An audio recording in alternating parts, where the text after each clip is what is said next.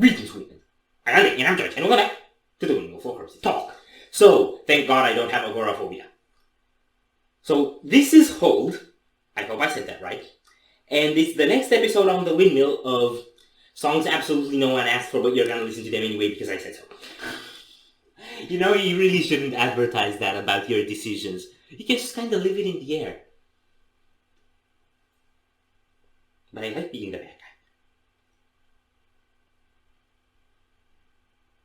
Okay, so as far as I know, because I didn't listen to any of this before because it's their first song, this is like an acoustic-y, atmospheric-y, fantasy-ish thingy project by two people named Sophie and Thorsten. I believe that's how you say his name. And I think they're both doing vocals, and I don't know if they're both doing instruments. And I'm really excited about this because I heard a little preview that sounded really good, and because I follow her art on Instagram, and her art is very anxiety-reducing, and I have a lot of anxiety. And the snippet I listened to seemed very anxiety-reducing, and I had a lot of anxiety. So basically, I want to film one video on the Windmill where I don't actually have anxiety on camera that y'all guys don't know about. So that's cool.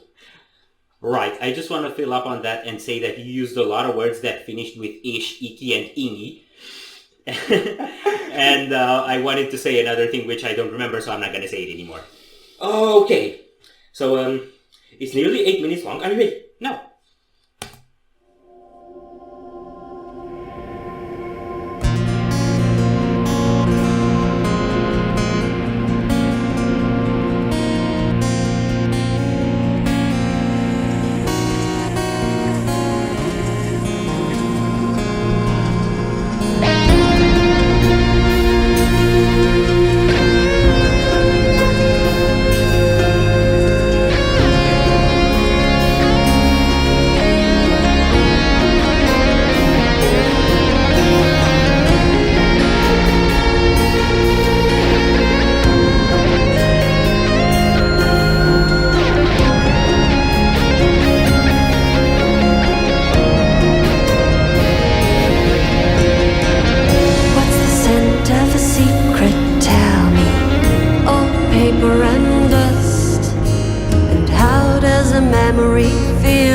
Touch it, cold stone or rust.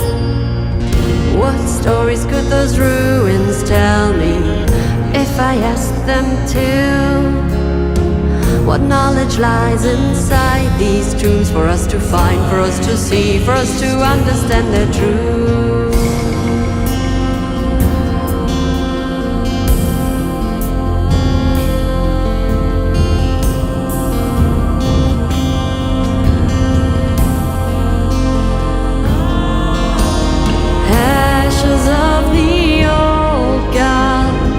Watching over me, their presence gives me hope.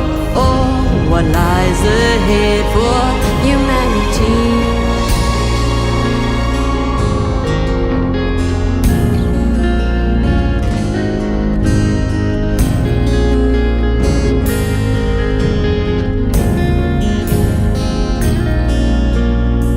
How many libraries burned down? Tell me. How much knowledge is lost, and how many books and stories are gone, and at what cost? Can you hear these whispers? Tell me, voices of the past. For all the gods and kings have died for us to see we are but grains in this giant hourglass. Written on the pages of history, forever floating through the centuries, legacies eaten up by flames and destroyed in mass, self-righteous escapes. The wind is the one.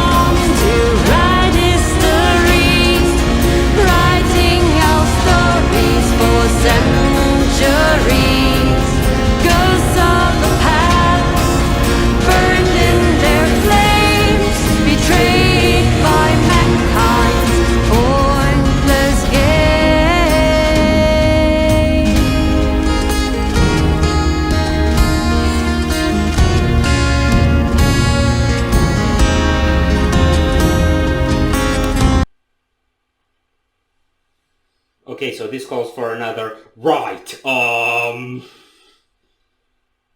It is anxiety reducing, Definitely. but it's not cheerful. No. I'm not quite getting to the moral of it, if you will, yet, but I do love the lyrics. It's very much kind of a call to... I remember the part about books and stories being lost specifically, but it seems to be in general a call to things lost. I'm gonna stop talking Okay, now. so here's how it looked like to me. First, it started with questions. Yes. About certain things. What do I have to learn from all these things? I don't remember exactly what she was mentioning. Mm-hmm. And then it followed up with all the things lost. And it's almost kind of like the thirst for knowledge, the thirst for exploration, the sort of good parts in humanity halted by all the tyrannical and angry games and stuff that happened and that burned all these things to the ground. So I don't think it's so much a moral as much of an expression for the pain of what was lost. That's what it looks like to me. Your t-shirt is so on point with this one because that's basically the same concept. So Listen to this band. that's not anxiety reducing. No. I mean, it can be, depends how you look at it, but I don't really have anxiety reducing perspectives voluntarily by myself.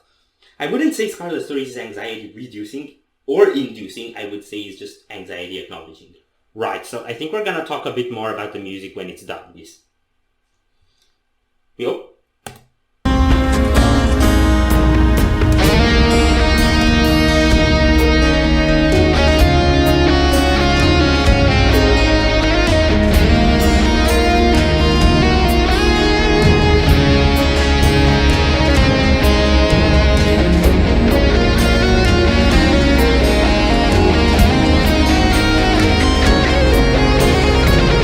Where will this lead us? Tell me, will darkness be the end? Will our knowledge fade away?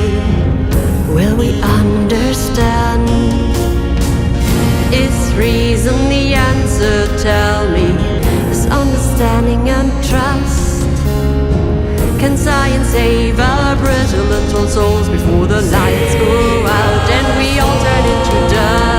Written on the pages of history, forever floating through the centuries, legacies eaten up by flames and destroyed in man's self-righteous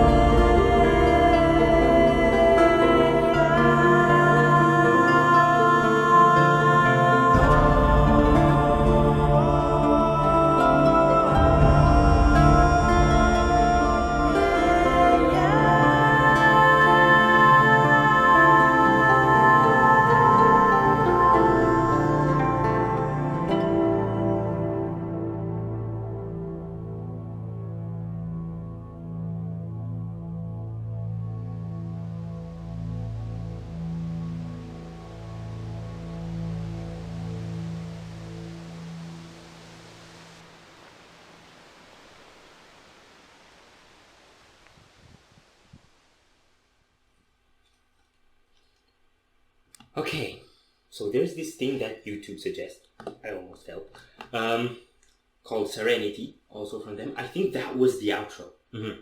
Because the song kind of ended 6 minutes through, but it still went till 7:40. And that Serenity thing is 1.5 minutes. Right. What I want to say is, the thing with reaction is, they're supposed to be funny. Yes. They're supposed to be upbeat. They're supposed to have, like, a fun pace to go with it. This is not reaction material, but I am so glad we checked it out. That's not what reactions are supposed to be. That's what you want them to be. The windmill isn't just one thing. We have all sorts of death here. Okay, I'm not gonna go at this from an analytical perspective because it doesn't make sense. What I'm gonna say about the music is this is the kind of thing that you would listen to under a tree or play under a tree. There was a tree in the image. I actually didn't notice that. I don't know if it was on the cover art, but on this thing at the end. Okay. Yeah, but you get my point, right? Yeah. So it's got that sort of summer tranquility feeling in a sense. Man, you're putting that so well. It's very, very, very, very peaceful. Yes. And I'm not used to that. Well, with the metalheads, right? Yeah. I do want to get a bit into the music though.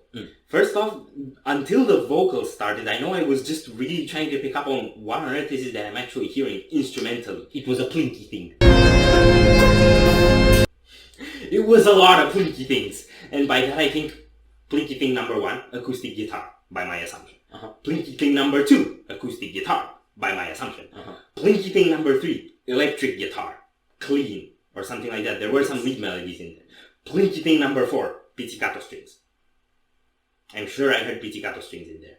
So it had all this cool stuff. And then, plinky bumpy thing, all sorts of percussions. Yeah, I would actually call that a thumpy thing, but okay. That sounded like... I'm looking for a metaphor. That sounded like a heartbeat, but like of a tree. That sounded like Treebeard's heartbeat. But you get my point, right? Because you get this like foresty nature feeling from it, which means obviously you're not going to think about a human.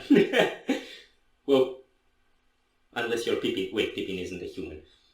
But he's closer than Treebeard to a human. I think the fact that this led us to Lord of the Rings metaphors says something about the sort of atmosphere that the song creates. Yes.